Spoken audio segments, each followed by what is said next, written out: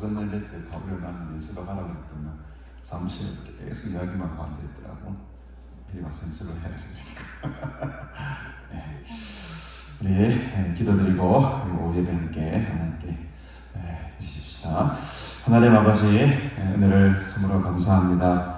오늘 이렇게 설날에 또 귀하고 복된 날 이렇게 하나님 자리에 나와 먼저 예배드리게 하시고 또 첫날을 주님 앞에 감사드릴 수 있는 복된 주일로 섬기게 하시니 감사합니다. 오늘 예배 시간에도 우리와 함께 해주시고 또 귀한 은혜 또 성령으로 충만케 하시사 하나님의 영광 바라보며 주님 만나는 은혜의 시간 될 수 있도록 주님 함께 해주시옵소서. 감사드리오며 예수님의 이름으로 기도드리옵나이다. 아멘. 나의 기쁨 나의 소망 되시며 함께 찬양해줍시다.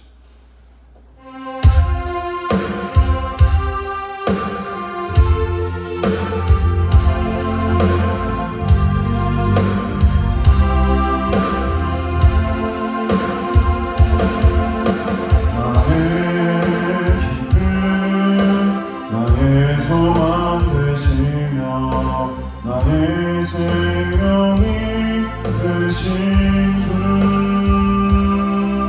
만나 불러 찬송을 드려도 늘 하신 만 분일세. 나의 진정 사모하는 예수여 성조차도 반갑고 나의 생명 나의 참 소망은 오직 예수뿐일세. 주 얼굴 한번 배운 적 없으나 그 눈빛 내게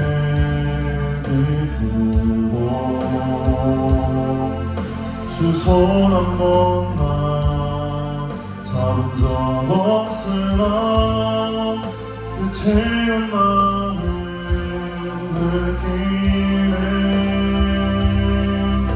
나의 기쁨 나의 소망 되시며 나의 생명이 되신 주 만나 불러 찬송을 드려도 늘 하신 만 분일세. 나의 기쁨 나의 기쁨 나의 소망 되시며 나의 생명이 되신 주 만나 불러 찬송을 드려도 늘 하신 만 분일세. 주 얼굴 한번 주 얼굴 한번 배운 적 없으나 그 높이 내게 믿고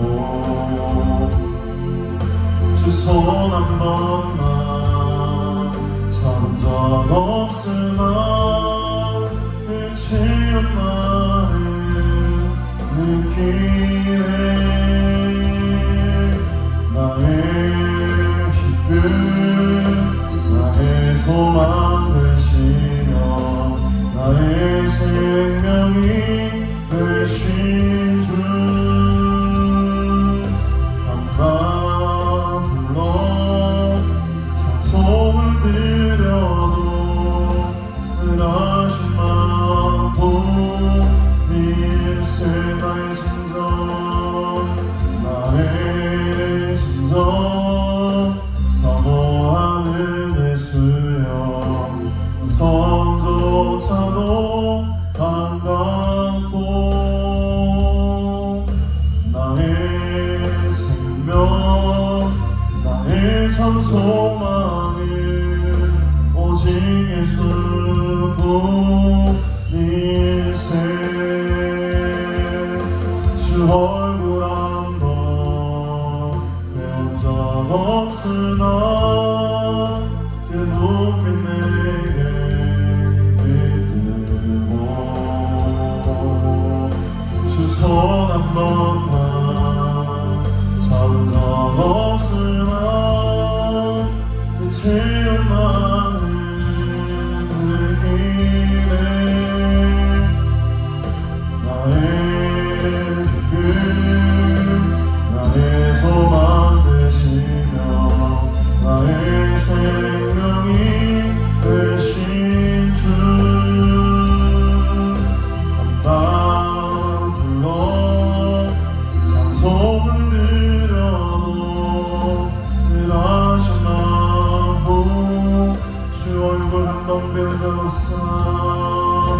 주 얼굴 한번내 영적 없으나 그 눈빛 내게 비추고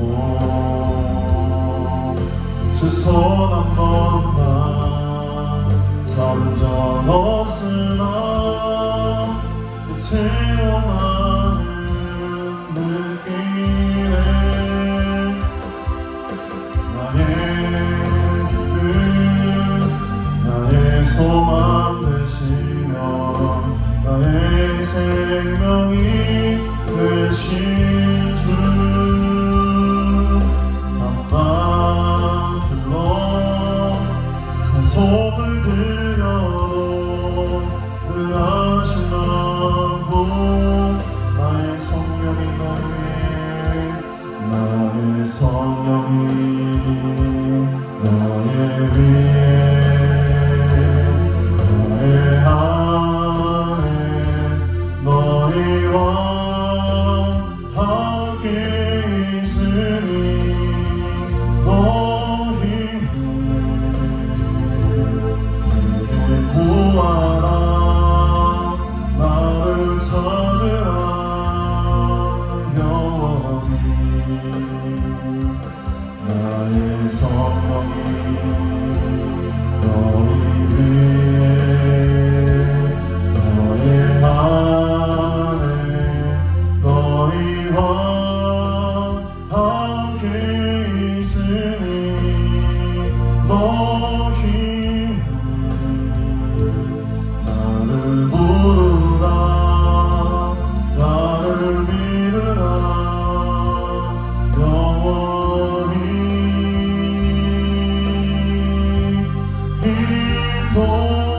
인도하니 늘 영도하니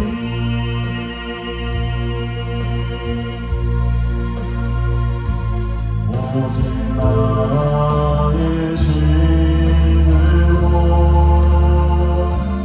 오직 나의 성령으로만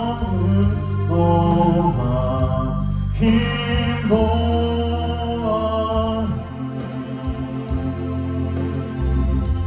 늘 영도하니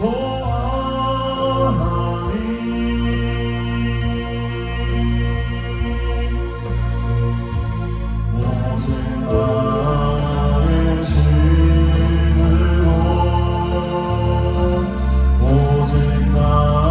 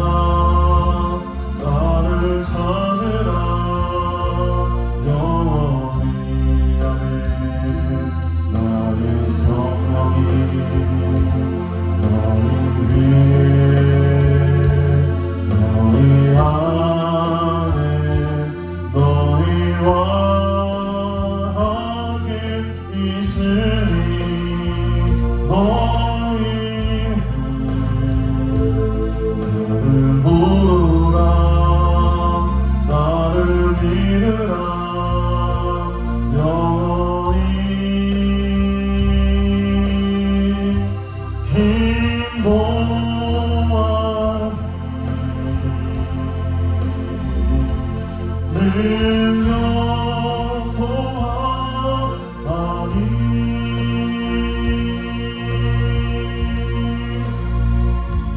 오직 나의 신으로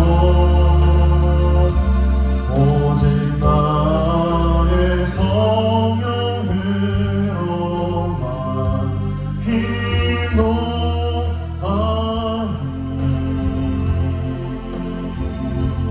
능력 또하니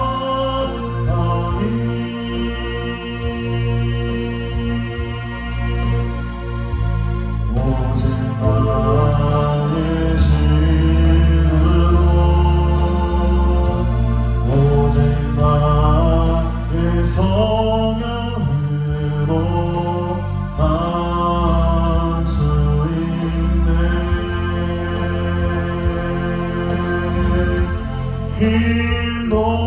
인도하니 능력 또하니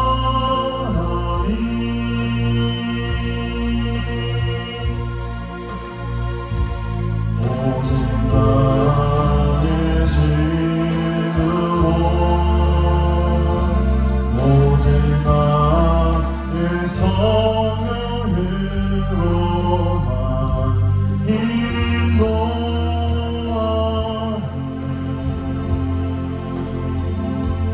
능력 또하니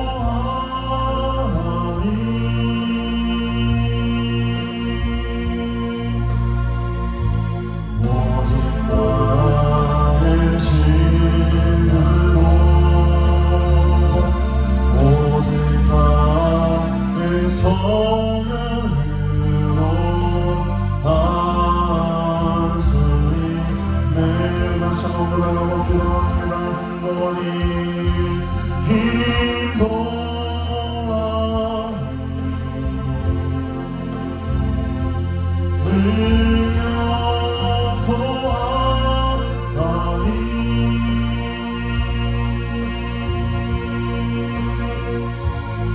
오직 나의 신으로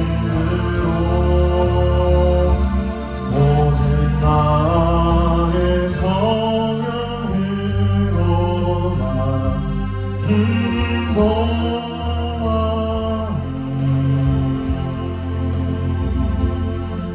능력 또하니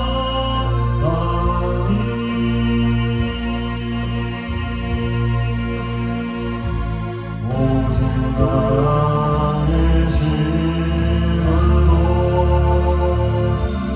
오직 나의 성령으로 주님의 성령이 받으시합니다 나의 힘을 내려놓습니다 나의 능력을 내려놓습니다 오직 주님만을 의지하며 나아갈 때 이 시간 성령으로 충만케 하옵소서 우리 간절한 마음으로 주의 이름 부르짖고 함께 경성으로 기도합니다 주여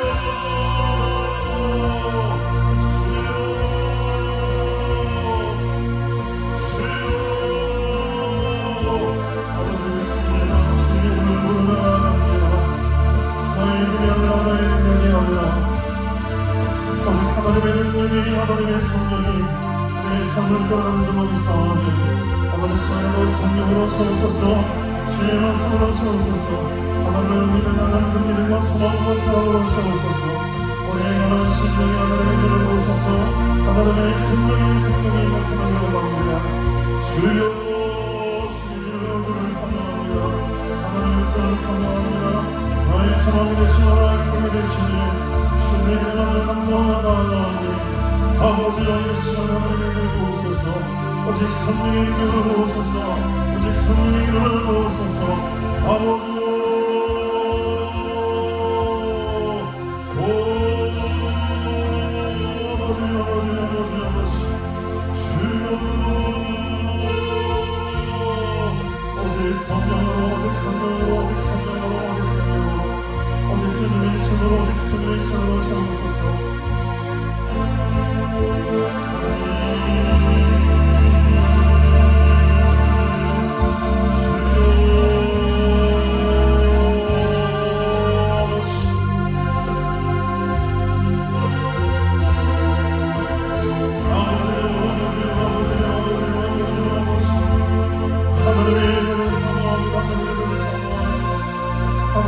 전능하신 하나님의 앉으심을 성령하게 원합니다. 주의 성령으로 오소서. 주의 성령으로 나서서 아버지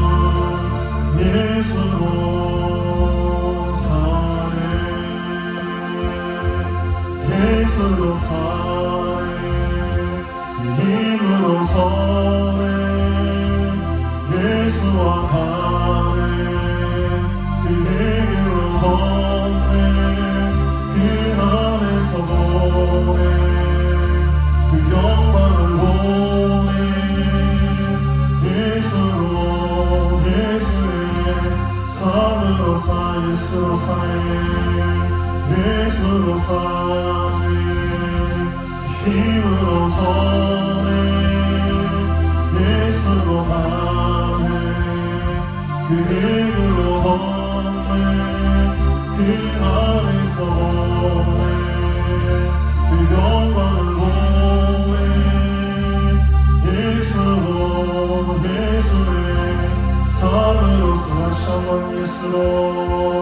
예수로 사네 그 힘으로 서네 예수와 가네 그 힘으로 가네 그 안에서 보네 그 영광을 보네 예수의 삶으로 사네 예수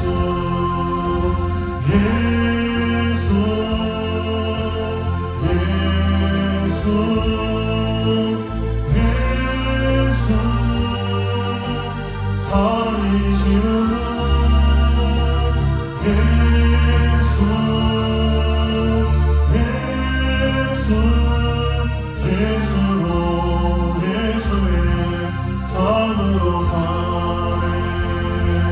예수로 사네 힘으로 서네 예수와 가네 그 내게로 걷네 그 안에서 보네 그 영광을 보네 예수의 삶으로 사네 예수로 사네 힘으로 서네 예수와 가네 그 내게로 걷네 그 안에서 보네 그 영광을 보네 예수의 삶으로 다시 한번 예수로 사네 예수로 사네 힘으로 서네 예수와 가네 그 길로 걷네 그 안에서 보네 그 영광을 보네 예수의 삶으로 사네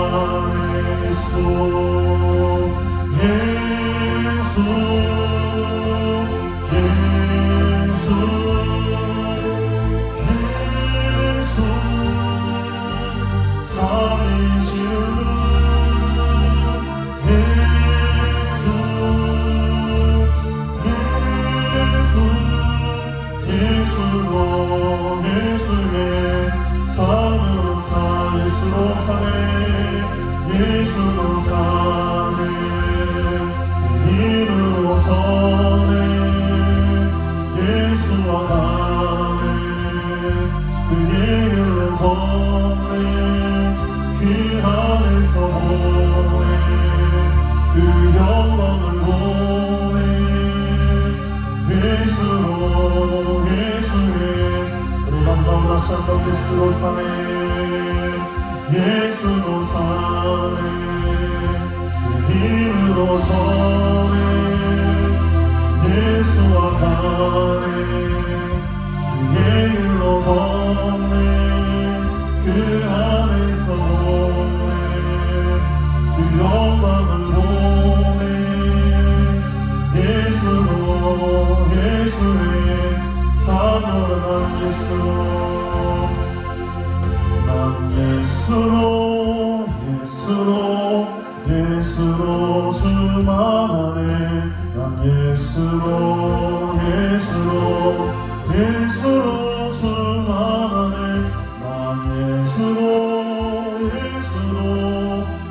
예수로 수만하네 영원한 왕의 안에 살아계시네 난 예수로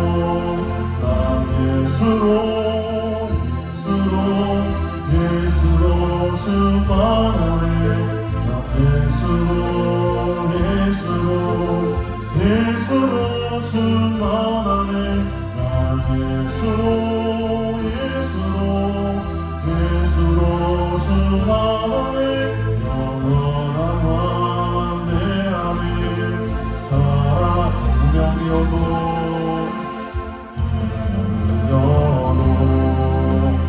범하지 않을 것을 예수 안에 만족하네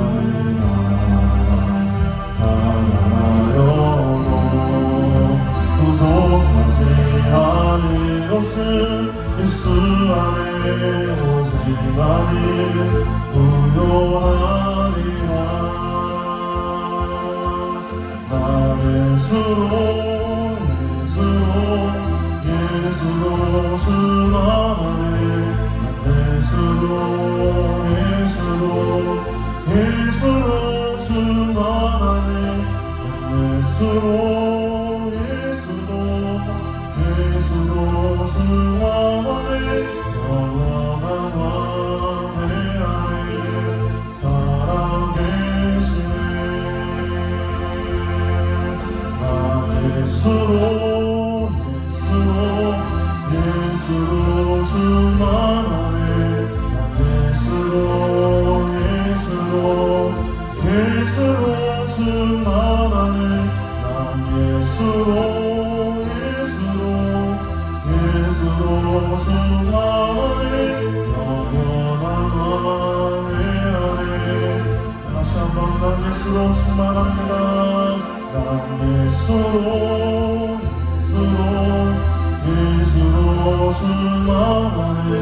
난 예수로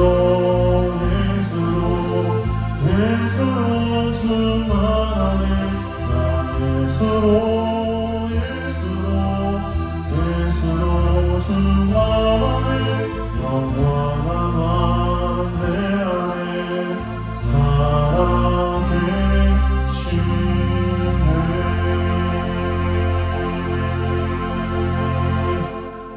아멘. 예수로 충만합시다. 성령으로 충만하시고 예수로 충만하시고 말씀으로 충만한 복된 한 해가 되기를 주님으로 축복합니다. 네, 예배 시간이 저는 더 좋습니다. 네, 오늘 하나님 말씀 열왕기상 13장 말씀 함께 보겠습니다.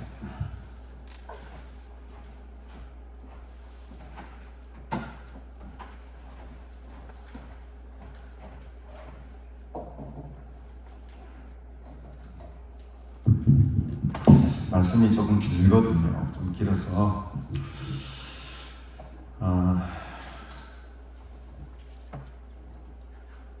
일단 우리 1절부터 우리 10절까지만 먼저 보겠습니다. 보라, 그때 하나님의 사람이 여호와의 말씀으로 말미암아 유다에서부터 베델에 이르니 마침 여로보암이 제단 곁에 서서 분향하는지라. 하나님의 사람이 제단을 향하여 여호와의 말씀으로 외쳐 이르되 제단아 여호와께서 이와 같이 말씀하시기를 다윗의 집에 요시야라 이름하는 아들을 낳으리니 그가 내 위에 분향하는 산당 제사장을 내 위에서 제물로 바칠 것이요 또 사람의 뼈를 내 위에서 살리리라 하셨느니라 하고 그날에 그가 징조를 들어 이르되 이는 여호와께서 말씀하신 징조라. 제단이 갈라지면 그 위에 있는 재가 쏟아지리라 하며 여로보암 왕이 하나님의 사람이 베델에 있는 제단을 향하여 외쳐 말함을 들을 때에 제단에서 손을 펴며 그를 잡으라 하더라. 그를 향하여 편손이 말라 다시 그러지 못하며 하나님의 사람이 여호와의 말씀으로 보인 징조대로 제단이 갈라지며 재가 제단에서 쏟아진지라. 왕이 하나님의 사람에게 말하여 이르되 정하건대 너는 나를 위하여 이 하나님 여호와께 은혜를 구하여 내 손이 다시 상하게 기도하라.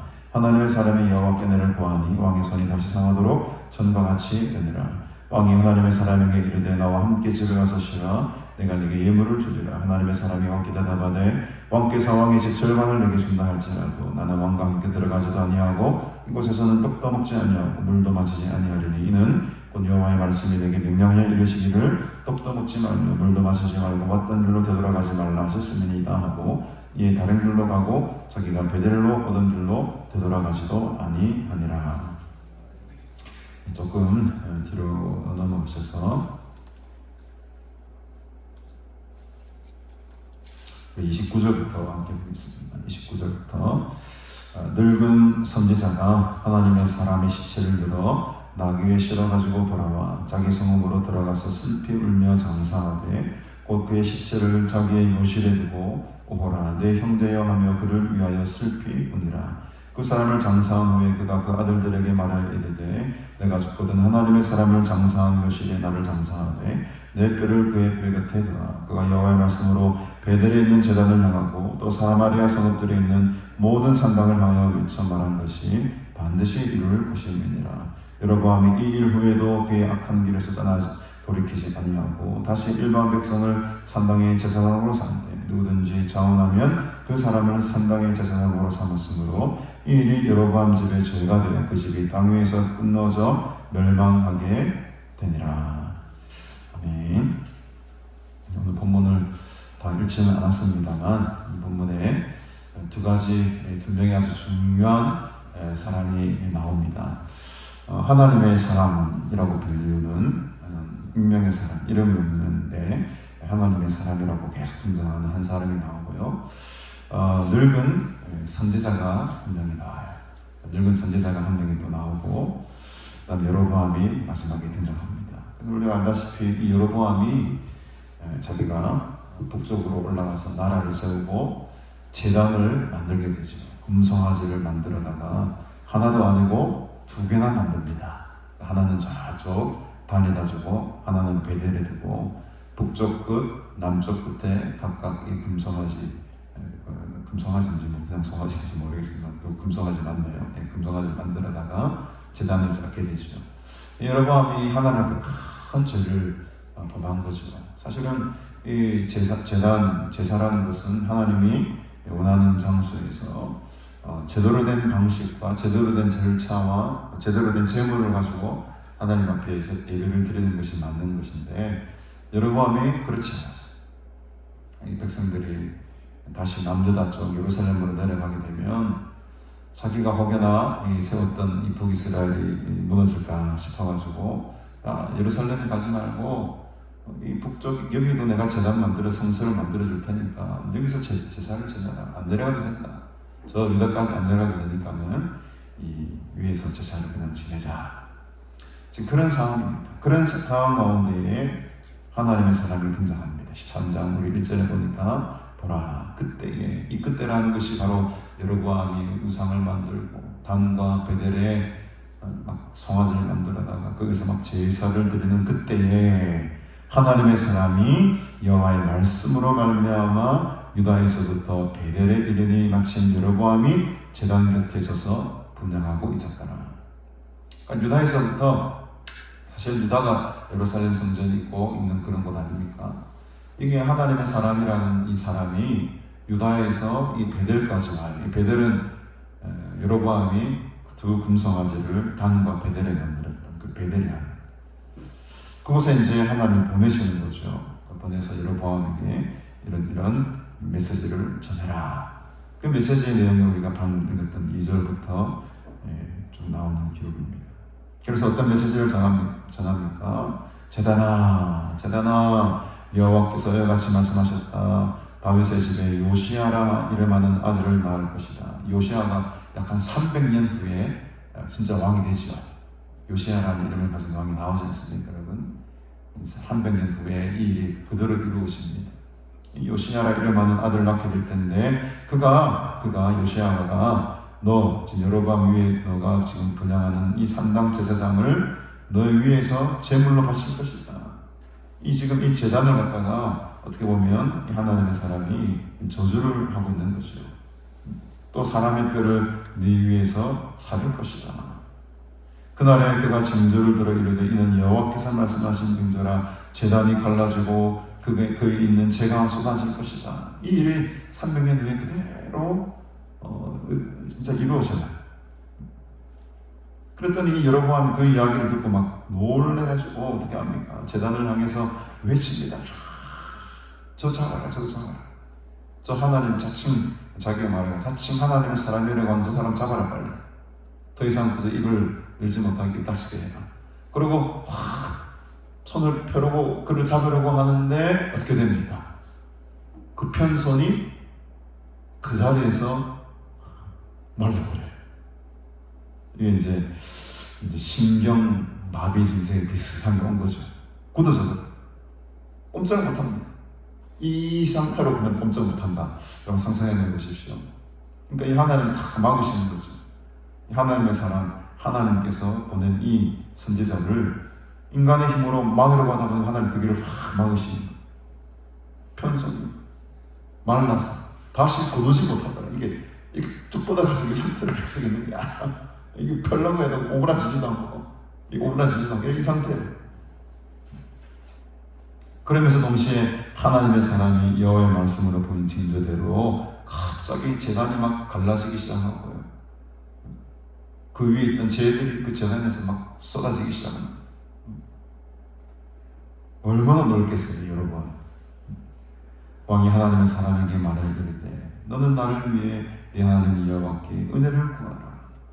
내 손이 다시 상하게 되기를 기도해달라. 기도 부탁을 합니다. 이게 이제 병 앞에서는 장사도 없죠. 그래서 이 하나님의 사람이 왕의 간청을 듣고 중보기도를 합니다. 하나님의 사람이 여호와께 은혜를 구하니 왕의 손이 다시 어떻게 됐습니까? 회복이 됐습니다. 그럼 여러분, 이 정도쯤 됐으면 여러분 좀 정신을 차려야 됩니까? 차려야 됩니까? 정신 차려야 되는 거죠. 지금 여로보암의 죄를 하나님이 막으시기 위해서 지금 이 하나님의 사람의 선지자를 보낸 것 아닙니까? 유다에서 저 베델까지. 그럼 이런 기적을 봤으면, 이런 예언의 말씀을 들었으면, 아이구나, 그렇구나. 내가 지금 이렇게 제단을 쌓고 금송아지를 만들고 거기 절하고 우상숭배하는 거, 이게 잘못된 일이구나라고 빨리 깨닫고 돌아와야 되죠. 그러나 안타깝게도 여로보암이 돌아오지 않아요. 저는 그냥 여로보암 손을 그냥 하나님이 안 고쳐줬으면 좋겠다 생각해요. 이 못된 인간은 그냥 평생 이렇게 살겠네. 펴지 않고 평생 이렇게 살기가 놔둬버리면 좋았을 텐데 그걸 왜 고쳐주냐? 왜 고쳐줬겠습니까? 하나님이 다 고쳐주신 또 이유도 있겠죠. 왜냐하면 여로보암을 위한 행동이라기보다도 이 하나님의 사람이 내가 보낸 선지자가 확실하다는 증거를 보여주는 거예요. 여로보암에게. 이 하나님의 사람이 지금 그냥 실체 지나가는 사람이 아니고 그냥 우연히 네가 만난 게 아니고 내가 지금 보낸 종이다 라는 사실을 또 이렇게 증거로 보여주기 위해서는 이런 징조가 필요한 것이죠. 그런 안타깝게도 여로보암은 이 귀한 징조를 본인이 직접 경험해 놓고서도 그것을 깨닫지 못하는 이 어리석은 죄를 범하게 됩니다. 자기 병이 고쳐졌으니까 얼마나 감사하겠어요, 왕 입장에서는요. 그래서 7절에 보니까 나와 함께 집에 가서 쉬자. 내가 네게 큰 예물을 줄게. 보답을 하겠다는 거죠. 그럼 저 같으면 아유 감사합니다. 얼마나 주시려고요. 댕겨 따라갔을 것 같아요. 왕이 오라고 하는데 1, 2만 원 줄 건 아니잖아요. 왕인데 그래도 차 한 대는 안 주겠습니까? 근데 이 하나님 사람이 어떻게 합니까? 안 가요. 따라 안 갑니다. 대답을 이렇게 합니다. 왕께서 왕의 집 절반을 내게 준다 할지라도 나는 왕과 함께 들어가지도 아니하고 이것이 있으면 떡도 오늘 떡 먹었는데 점심 때 떡을 먹었거든요. 갑자기 떡 먹은 게 괜히 좀 뭔가 경계인데 떡도 먹지 아니하고 물도 마시지 않겠습니다. 이렇게 선포를 합니다.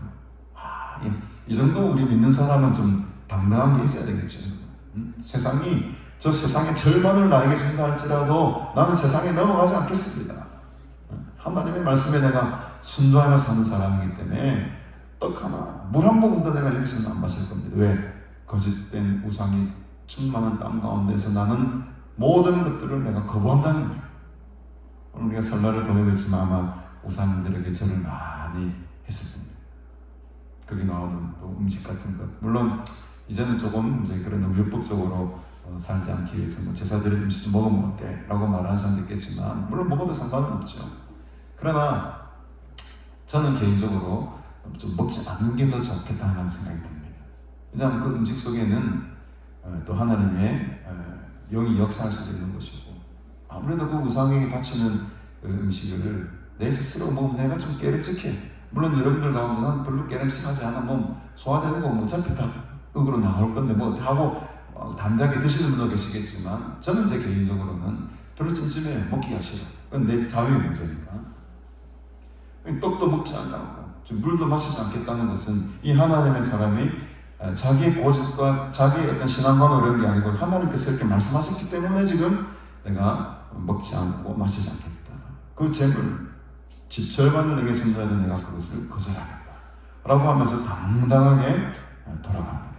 돌아갈 때도 왔던 길로 되돌아가지 말라고 하셨기 때문에 여호와의 말씀이 내게 명령하기를 떡도 먹지 말고 물도 마시지 말고 왔던 길로 되돌아가지도 말라 하셨기 때문에 나는 왔던 길로 되돌아가지 않고 전혀 다른 방향으로 지금 갈 것입니다 하고 쫙 가버려요.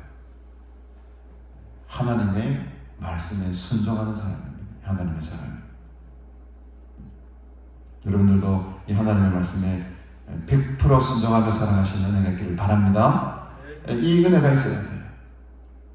근데 여러분 여기서 다 끝났으면 좋았을 법한데 한 늙은 선지자가 또 등장하게 됩니다. 두 번째 오늘의 주인공이 11절에 보니까 베델에 한 늙은 선지자가 살더니 이제 베델에 왔지 않습니까? 지금 하나님의 사람이. 근데 와서 보니까 베델에 오랫동안 거기서 선지자 활동을 했던 아주 늙은 선지자가 한 명 있었어요. 근데 그의 아들들이 와서 하나님의 사람이 베델에 행한 이 모든 일들을 다 보고를 합니다. 아버지에게. 그랬더니 12절에 보니까 아버지가 그들에게 이르되 그가 어느 길로 가더냐? 나를 위하여 나귀에 안장을 주라. 내가 그를 따라가겠다. 그래서 이 늙은 베델의 이 선지자가 그 하나님의 사람의 뒤를 따라갑니다. 14절에 보니까 상수리 나무 아래에 앉은 것을 보고 이르되 그대가 유다에서 온 하나님의 사람이냐? 물으니까 그가 대답을 하죠. 그러하다. 근데 이제 베델의 선지자가, 늙은 선지자가 꼬십니다. 나와 함께 집으로 가서 떡을 먹자. 당연히 이 하나님의 사람이 어떻습니까? 왕이 가자 해도 안 갔는데 이 늙은 선지자가 간다 해서 가겠습니까? 안 됩니다. 나는 16절에 보니까 나는 그대와 함께 돌아가지도 못하겠고 그대와 함께 들어가지도 못하겠으며 내가 이곳에서 그대와 함께 떡도 먹지 아니하고 물도 마시지 아니할 것이다. 당연한 반응이죠. 왜? 앞에서 왕이 결제함도 거절하고 지금 하나님의 말씀 앞에 순종해서 지금 걸어가고 있는 이 하나님의 사람이 이 늙은 선지자 말 들을 이유가 있다 없다? 없는 거죠. 없는 거죠. 당당하게 나는 여기서도 당신과 함께 떡도 먹지 않고 물도 마시지 않고 내가 하나님의 가라는 그 길로 나는 묵묵히 걸어갈 뿐입니다 라고 했더니 18절에 보니까 나도 그대와 같은 선지자입니다.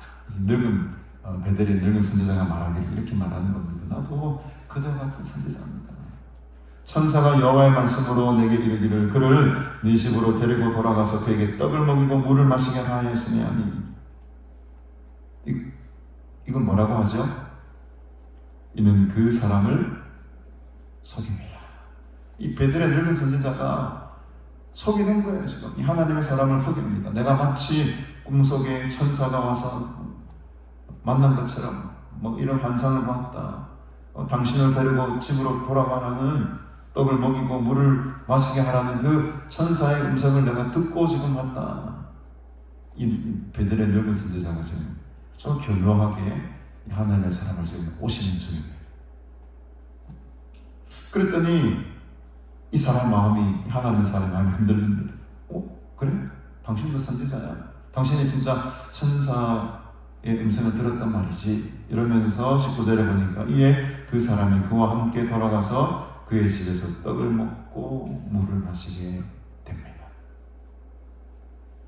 이 베델의 늙은 선지자의 속임수에 안타깝게도 이 하나님의 사람이 깜빡 넘어가게 된 거죠.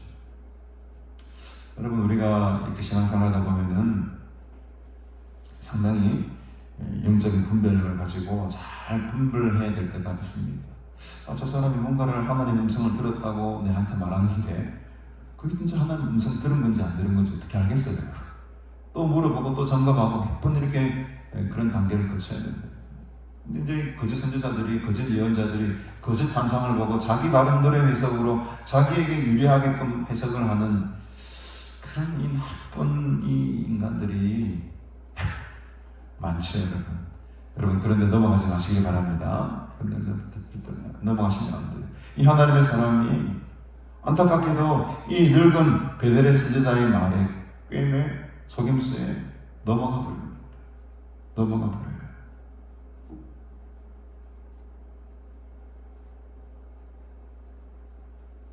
그들이 상 앞에 앉아서 이렇게 떡과 막 물을 마시고 있을 때였습니다. 20절에 보니까 여호와의 말씀이 그 사람을 데려온 선지자에게 임하니 그가 유다에서부터 온 하나님의 사람을 향하여 외쳐 이르되 여호와의 말씀에 네가 여호와의 말씀을 어기며 네 하나님 여호와께서 네게 내리신 명령을 지키지 아니하고 돌아와서 여호와가 너더러 떡도 먹지 말고 물도 마시지 말라 하신 곳에서 떡을 먹고 물을 마셨으니 네 시체가 네 조상들의 묘실에 들어가지 못하리라.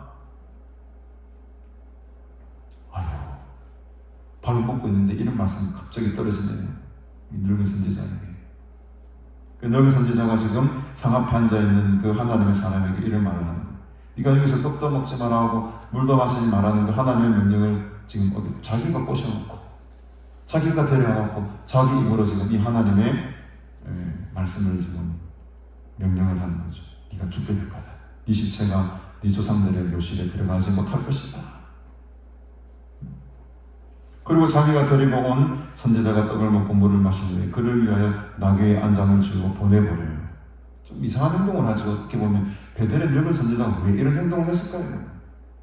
왜 잘 가고 있는 그 하나님의 사람을 꼬셔다가 자기 집으로 초청하고 떡을 먹이고 물을 마시게 하고 결국 이 하나님의 사람이 어떻게 됩니까 여러분?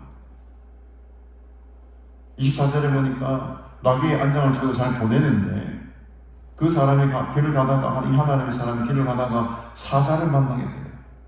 근데 이 사자가 그를 만나서 물어 죽여버립니다. 근데 놀랍게도 그의 시체가 길에 버림받으니 나귀는 그 곁에 서 있고 사자도 그 시체 곁에 서 있었다. 신기하지 않습니까 여러분? 사자가 말이죠. 죽이려고 하면 사람도 죽이고 나귀도 죽여야지. 아니면 나귀는 도망을 가든지. 아니면 사람의 시체를 막 뭐 이렇게 좀 해코지를 하든지. 그건 그렇지도 않아요. 나귀는 나귀대로 그냥 서 있고, 사자는 사자대로 그냥 서 있고, 사람은 사람대로 그냥 죽어만 있어요. 뭘 말하는 것이 있습니다. 사자를 보낸 목적이 어떤 사람을 향하여 나귀를 향하려고 한 것이 아니고 이 하나님의 말씀이 네 시체가 네 조상들의 묘실에 들어가지 못할 것이다. 길바닥에서 그냥 죽을 것이다. 이것을 그대로 지금 그 다음날 바로 지금 하나님이 실행에 옮기시는 거예요. 그 놀라운 광경을 보고 지나가는 사람들이 길에 버린 시체와 그 시체 곁에 서는 사자를 보고 그 늙은 선지자가 사는 성읍에 가서 이 일을 그대로 보고합니다. 사자가 그를 찢어 죽였다다. 이 늙은 선지자가 못 믿겠다. 다시 내가 직접 갔다. 그의 아들들에게 말하기를 나를 위하여 나귀의 안장을 주라. 그가 가서 본즉 그의 시체가 길에 버림받았고 나귀와 사자는 그 시체 곁에 뭐하고 있습니까? 그냥 멀뚱멀뚱 서 있어요. 나귀도 도망가지도 않고 사자가 나귀를 잡아먹지도 않고 이상한 현상이 지금 벌어지는 거예요. 사자가 시체를 먹지도 아니하였고 나귀를 찢지도 아니하였더라. 그러니까 이 사자를 보낸 하나님의 목적이 분명히 나오는 거죠. 그 하나님의 사람이 하나님의 말씀에 따라 살지 않았을 때 당하는 이 억울함.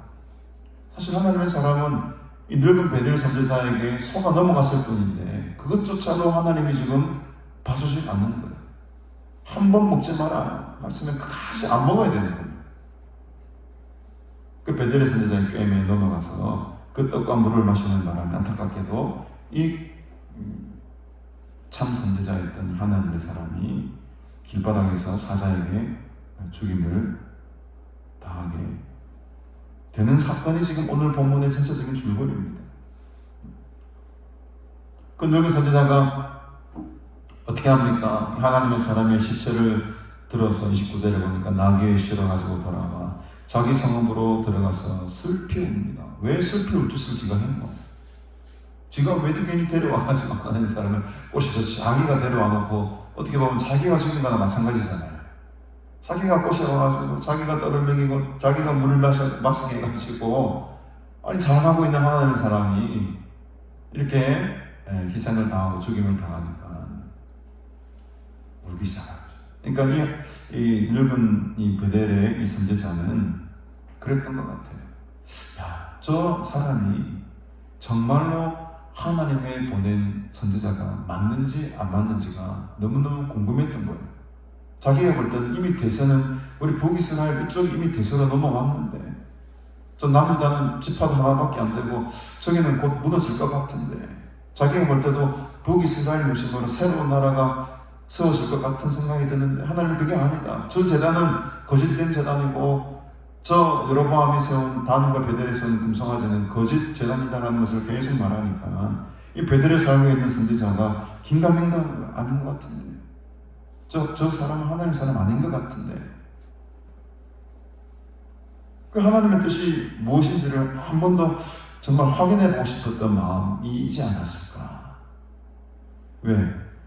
지금 이 하나님의 사람이 시체를 바라보고 울고 있잖아요. 슬퍼하고 있잖아요.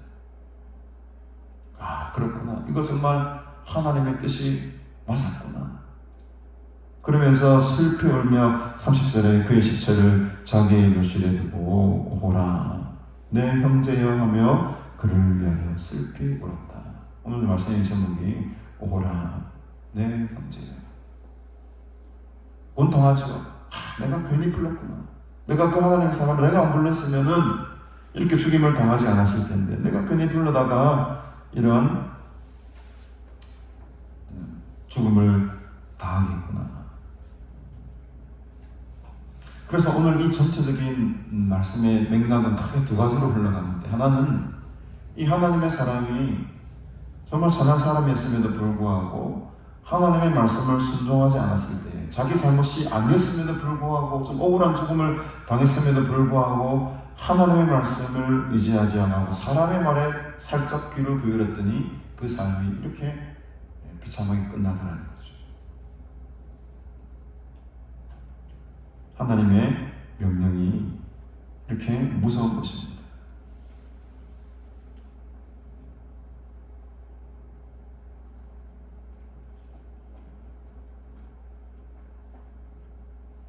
(31절) 보니까 그 사람을 장사한 후에 그가 그 아들들에게 말하기를 내가 죽거든 하나님의 사람을 장사한 것이 나를 장사해 내 뼈를 그의 뼈 곁에 들어라. 유언을 남깁니다. 내가 죽거든 저 하나님의 참 선지자 정말 내가 내 잘못으로 희생을 당한 저 사람 곁에 나의 뼈를 함께 묻어다오. 유언을 남기죠. 그가 여호와의 말씀으로 베델에 있는 제단을 향하고 또 사마리아 성읍들에 있는 모든 산당을 향하여 외쳐 말한 것이 반드시 이룰 것입니다. 두 가지 아까 측면이 있는데 한 가지는 하나님의 사람의 모습을 통해 보여주신 그 하나님의 명령의 무서움과 심판, 그리고 또 한 가지는 이 하나님의 여호와의 말씀이 결국에는 반드시 이루어질 것이라는 저 선지자가 저 하나님의 사람이 제단을 향해서 또 사마리아 성읍들을 향해 저 산당을 향해 외쳐 말한 그 모든 것들이 결국에는 반드시 이루어질 것이다 라는 메시지를 하나님의 확신을 이 늙은 베델의 선지자가 믿게 되었다는 겁니다. 역시 이 일이 열왕기하 23장에 가보면 다음에 우리가 쭉 뒤에 이어서 보게 되겠지만 결국에는 이 일이 그대로 이루어지게 되는 모습을 우리가 보게 되죠. 아까 요시야 왕 때 일입니다. 이런 일련의 사건들을 바라보면 여러분 여로보암이 이제 두 번째로 정신 차려야 되지 않습니까? 첫 번째는 자기의 강한 손을 폈을 때에 그게 굳어졌을 때 이걸 다시 치료해 주는 그 하나님의 능력을 받지 않습니다. 직접 경험했지 않습니다. 또 하나님의 사람이 자기가 준 떡과 물은 거절하고 갔을 때에 그 늙은 선지자가 준 떡과 물을 마셨을 때에 죽임을 당한 모습을 여로보암이 봤잖아요. 그러면 여로보암 두 번째 든 생각이 뭐 해야 됩니까? 아, 저 사람은 진짜 하나님이 보낸 사람이 맞구나 라는 것을 지금 두 번 깨달았잖아요. 두 번째 깨달았지 않습니까? 하나님이 지금 계속해서 지금 여로보암에게 사인을 주고 있는 겁니다. 야, 너 거기서 멈춰라. 야, 너 거기서 이제 그만해라. 네 자신을 통해서 내가 증거를 보였고 그 하나님의 사람을 내가 죽이면서까지 어떻게 보면 하나님 입장에서는 하나님도 마음 되게 아팠을 거예요. 그 하나님의 사람이 참 선지자고 참 하나님의 사람인데 그를 죽일 정도면 하나님 지금 얼마나 단호한 겁니까? 왜 하나님 이런 결정까지 하시는 것이겠어요, 여러분? 여로보암 돌아오기 위한 겁니다. 여로보암 돌아오기 위한 겁니다. 더 이상 너희들 우상의 재단을 재단의 우상을 섬기지 말라고 하나님 계속 사인을 주시는 거죠. 그러면은 여로보암이 당연히 깨닫고 돌아오는 것이 상식입니다. 근데 보십시오. 33절에 보니까 여로보암이 이 일 후에도 그의 악한 길에서 떠나 돌이키지 아니하였다. 더 심한 큰을 저지른 다시 일반 백성을 산당의 제사장으로 삼기셨네. 레위인으로만 제사장을 삼아야 되는데 니도 해라, 니도 해라. 니 하고 싶으면 니 다 시켜줄게. 누구든지 자원하면 그 사람을 산당의 제사장으로 삼는다. 이 일이 여로보암 집에 죄가 되어 그 집이 땅 위에서 끊어져 멸망하게 되니라. 인간의 이 완악한 이 고집스러움이 얼마나 끈질긴 것입니다. 자기 몸에 병이 낫는 경험을 함에도 불구하고 또 그 하나님의 사람을 하나님께서 가슴 아프지만은 쳐서 죽이는 그 장면까지도 봐놓고서도 이 여로보암 자기의 고집을 꺾지 않는 것이 오늘 우리 인간의 모습입니다. 여러 가지 사인으로 여러 가지 모습으로 하나님의 징조를 예수 그리스도의 진리의 말씀, 부활의 증거들을, 천국의 소망들을 계속해서 보여주고 있지만 완악한 인간들은 두 번, 세 번, 네 번, 다섯 번 계속 보고 보아도 거절해요. 거부합니다. 나는 하나님을 믿지 않겠습니다.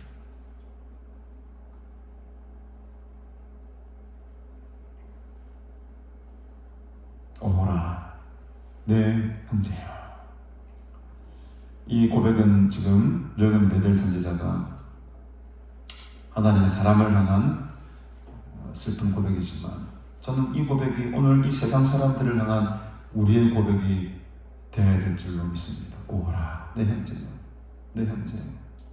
내 형제들이 지금 주께로 돌아와야 되는데 내 형제들이 주의 말씀을 듣고 순종하고 믿음으로 예수 그리스도를 믿고 나아가야 되는데 그러지 못하는 이 안타까운 현실, 결국에는 멸망당하고 심판당하고 여로보암의 가문처럼 다 망하게 될 것이 분명한데 그것을 믿지 못하고 지금도 다른 길로 가고 있는 내 형제들을 바라보고 우리는 오호라 내 형제여 라고 울며 슬피 울며 정말 그들의 영혼을 위해서 우리가 기도하고 전도하는 삶을 살아야 될 줄로 믿습니다. 오늘 오전 예배 우리 김용신 목사님 간증을 통해서 참 은혜 많이 받았는데 그 육사 졸업하셨다는 그분 말이죠. 참 대단하지 않습니까? 엘리트 코스를 밟고 있는 그 과정 속에 주님 만나고 복음의 일정의 뜨거움에 자기의 삶을 던져는 그 심정에는 오라 내 형제, 오라 내 형제. 내일 주님 오실지도 모르는데 한 영혼이라도 죽게 돌아오게 해야지 라는 그 거룩한 열심과 욕심이 그 선교사님의 삶을 이끌어가는 것이 되겠죠. 오늘도 이 말씀을 통해 우리가 기억해야 될 것은 하나님께서 우리에게 주신 이 율법의 말씀들 또 명령들 그 말씀 아래 우리가 순종하며 살아가기로 결단하기를 주님으로 축복합니다. 그리고 그 길 가운데에 참으로 우리 형제들을 위해서 우리의 영혼을 위해서 우리가 끊임없이 기도하고 전도하고 또 삶으로 예수 그리스도의 살아계심을 증거해 내시는 여러분들의 복된 삶이 되시기를 주님의 이름으로 축복합니다. 아멘. 이 말씀 마치고 우리 이 시간 함께 찬양할 텐데 우리 난 예수로 충만하네 그 불렀던 찬양 우리 이 찬양 부르시고 우리 남은 시간 자유롭게 기도하다 돌아가시겠습니다. 무명이어도 공허하지 않은 것은 예수 안에서 난 만족합니다. 이 찬양 부르시고 이렇게 기도합시다.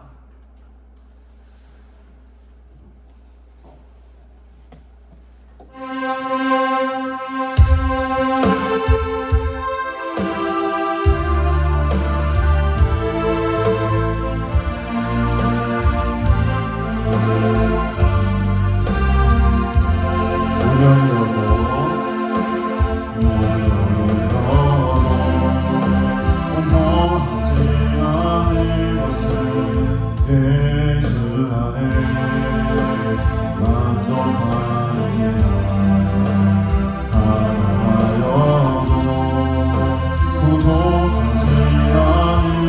예수 안에 오직 나는 구원합니다.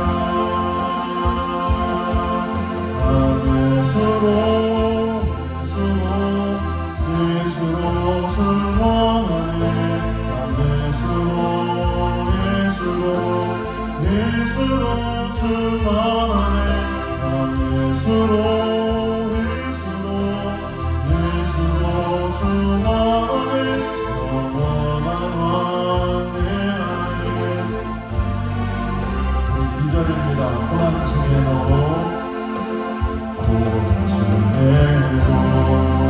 견뎌낼 수 있는 것은 주의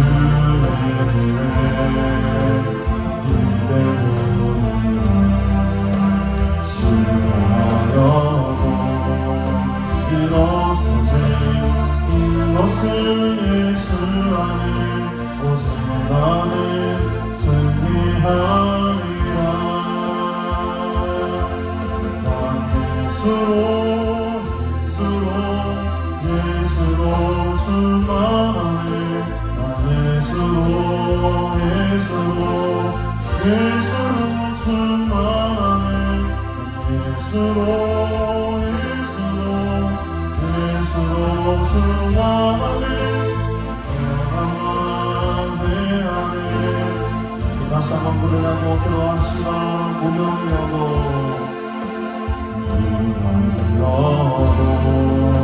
동원하지 않은 것은 예수 안에 만족하리라. 하나여도 부족하지 않은 것은 예수 안에 오직 나는 구원하리라. 난 예수로 출발하네. 난 예수로 출발하네. 난 예수로 출발하네. 영원한 안내 안에 살아계시네. 난 예수로 출발하네. 난 예수로 출발하네. 예수로 출발하네. 영원한 안내 안에 사랑해. 난 예수로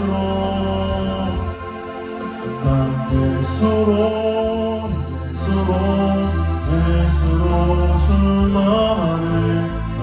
예수로 출발하네. 예수로 출발하네. 영원한 안내 안에 우리 주의 이름 부르시고 통성으로 기도합니다.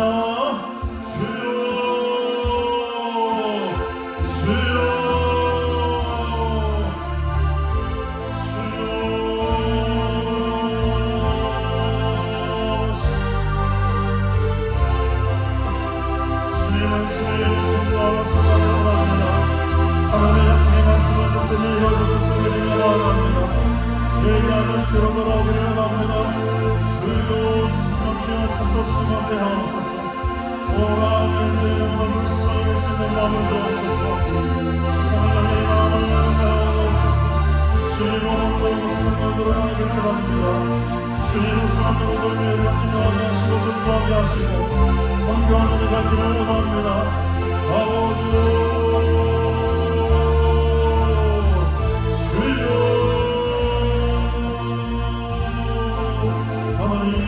예수로 정말 성령으로 충만하게 하옵소서.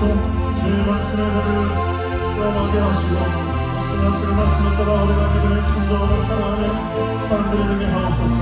우상을 멀리하며 우리 참되신 하나님의 말씀대로 믿음의 사람들 되기를 원하오니 하나님이여 나를 말씀해 계시고 오늘로 세우소서. 말씀이 여러 믿음으로 순종케 하옵소서. 오늘 급한 상황 주님을 보게 하시고 주님 남의 주의를 보게 하시는 기도의 자리로 우리가 끊임없이 나아서는 주님 감사합니다. 오늘도 늘 주님과 동행하며 말씀 안에서 믿음 안에서 기도 안에서 성경 안에서 살아가게 하옵소서.